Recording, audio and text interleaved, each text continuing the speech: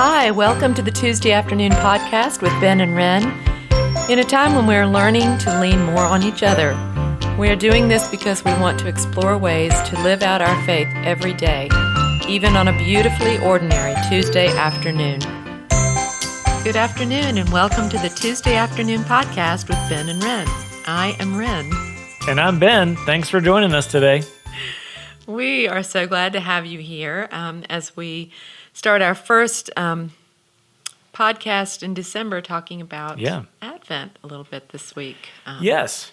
And, you know, I have a lot of questions about the meaning of Advent, the history of it, what it's all about. I'm wondering if you could give us a little bit of a overview. Sure. So Advent is kind of a part of the traditional Christian church calendar, which I'm going to be honest, I don't usually get that into like the traditional church calendar seasons.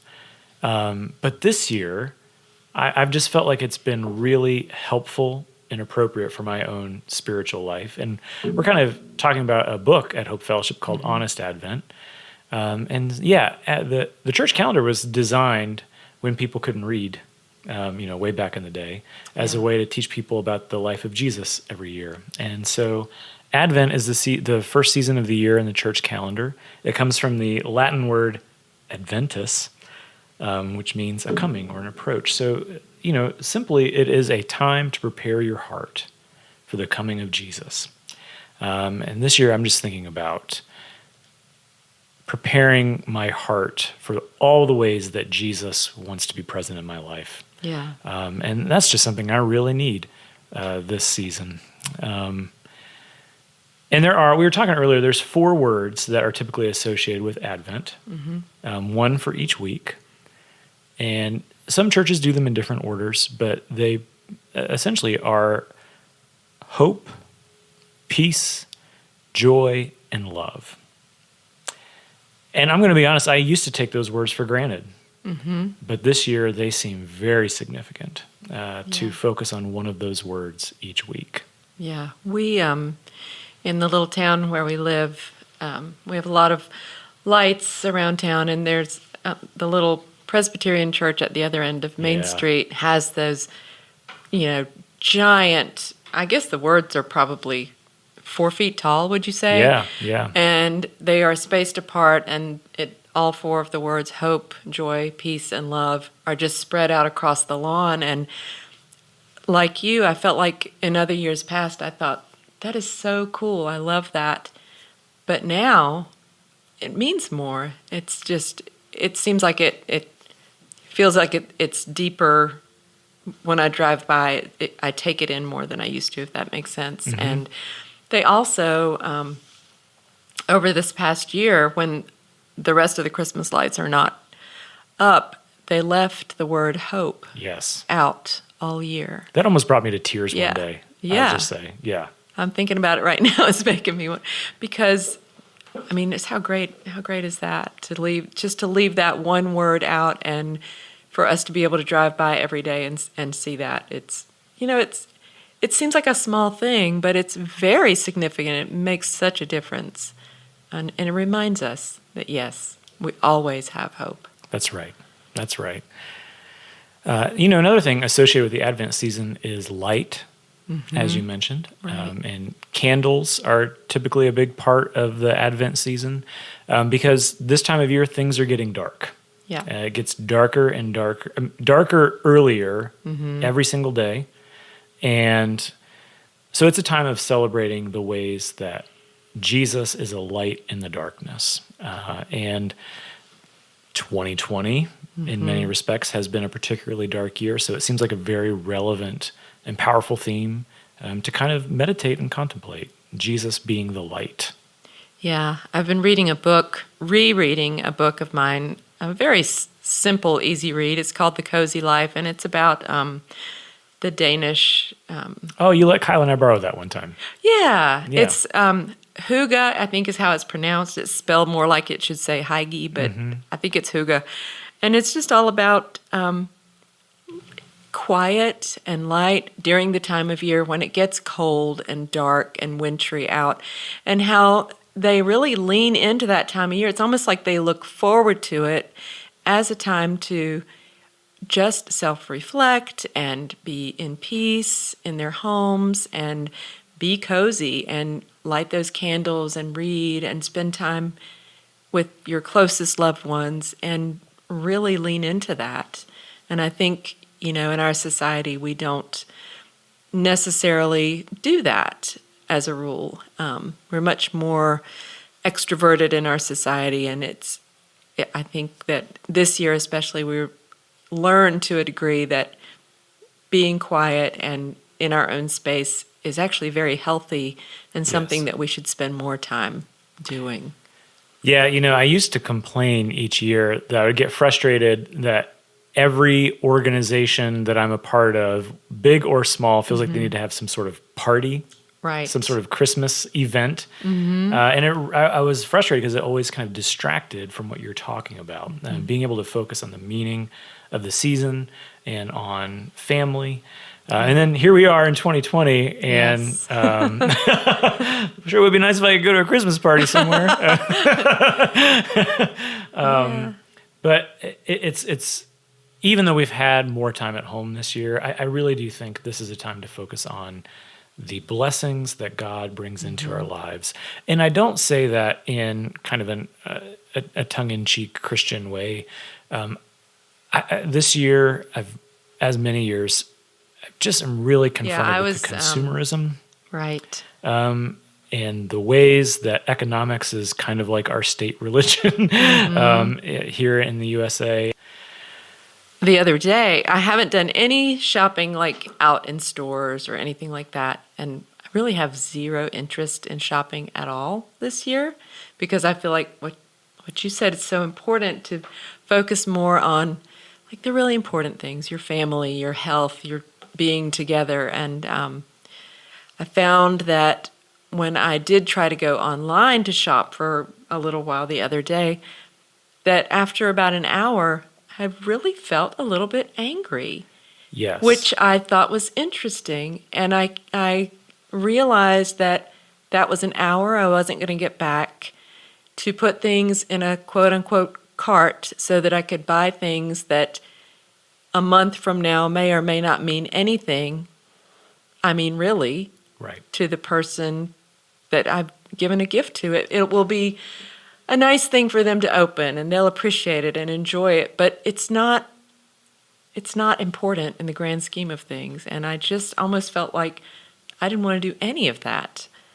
So yeah, and here's why I've been struggling with the whole just consumerist and materialist aspect of this season here. Is my heart has just been so heavy over the last few weeks.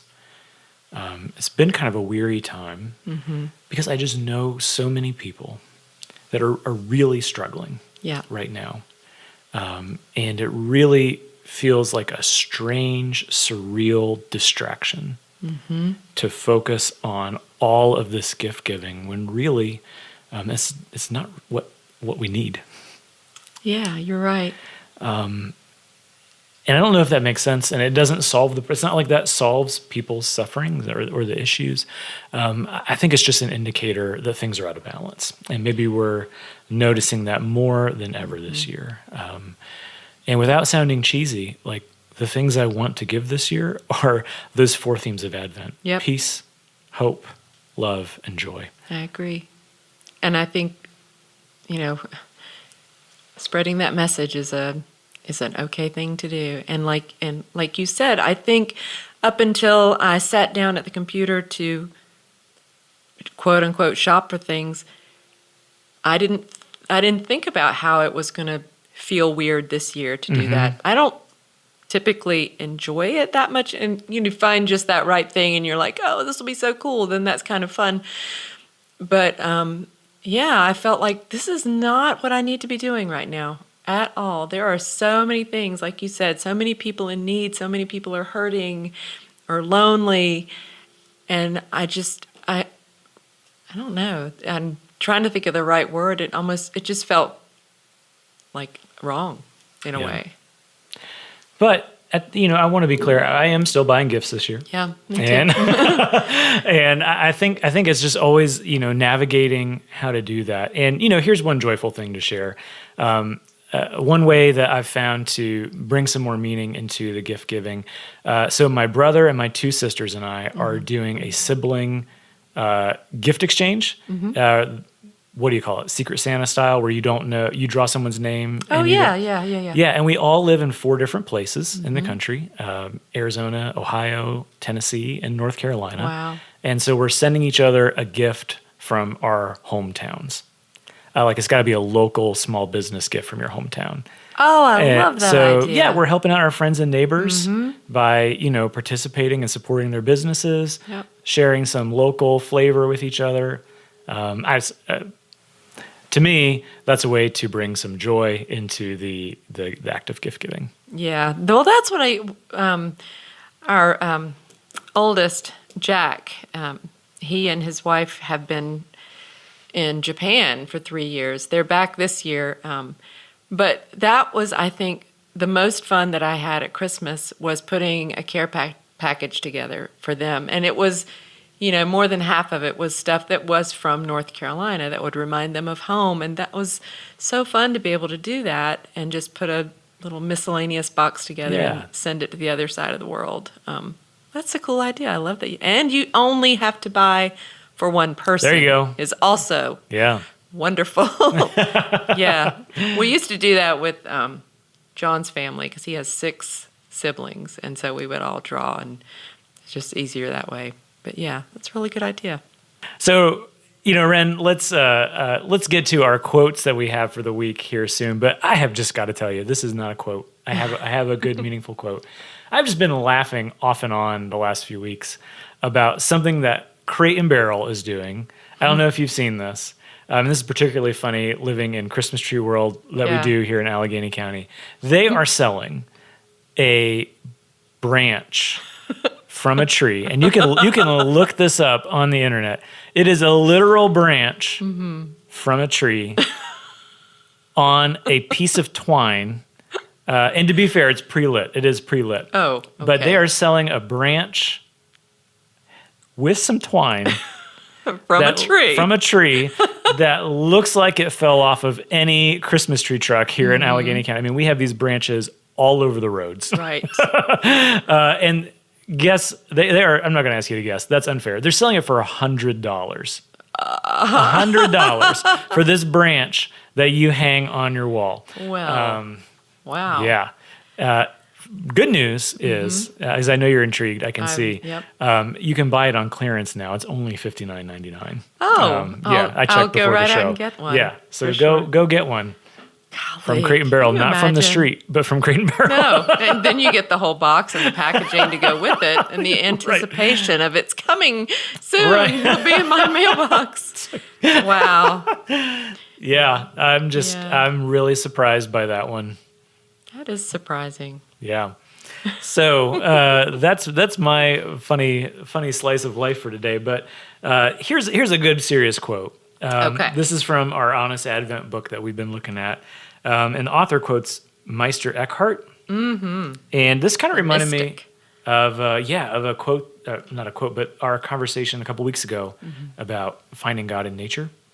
And the quote is, "If the soul could have known God without the world would never have been created." Oh, I love that. Yeah. That is really, I mean, you could think about that for hours. Yes. I feel like. You could buy a tree branch from Crate and Barrel and look at it on the wall. You could. And you can think about how that was created by God. Well, that's funny because my quote relates to nature as well, in a way. Maybe it doesn't. Depends on... anyway, the quote is, go to the place where you are reminded of the beauty of life. Oh.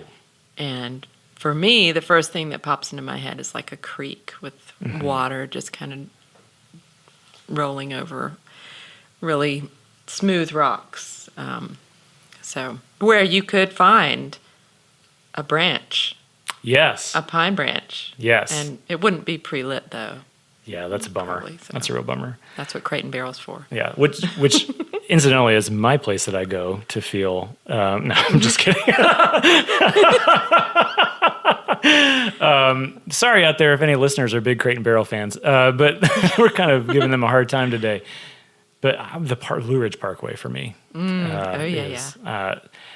In warmer weather, I try to get out there at least once a week to do a good long run. And there is nothing like running on the Parkway at sunrise and watching the sun come over the mountains with all the mist and the fog. It's amazing. That does sound amazing. A song for the day? Yeah, so there's this, I don't know, to me it's a happy song. I've been listening to it on repeat. It's by Bleachers. Oh. Featuring Bruce Springsteen. Oh, That's kind of a twist. It's called Chinatown, and it is just a great song. Is it a new song or is it? Yeah, it came out in November. Oh, a new song. Yeah. Well, I haven't heard of that. Cool. I'll check that out maybe on the way home. But my song is Christmas Wrapping by the Waitresses. It is, you should just give it a listen. I'll give it a listen. It's lots of fun. Yeah, it's just a fun get away from the heaviness of life kind of song. Wonderful. So, yeah. We all need that. We all need that. We do. And we are so glad that you joined us today for our Tuesday afternoon podcast. And Ben, could you lead us out in a prayer? Yes. All right. God of love and grace, may we go from here, wherever we are, where we're listening to this, full of the peace of Christ in our hearts. May you fill us with your joy, and may we share your love with others that we see. May we shine brightly for you in all that we do. We ask this in the name and way of Jesus. Amen. Amen.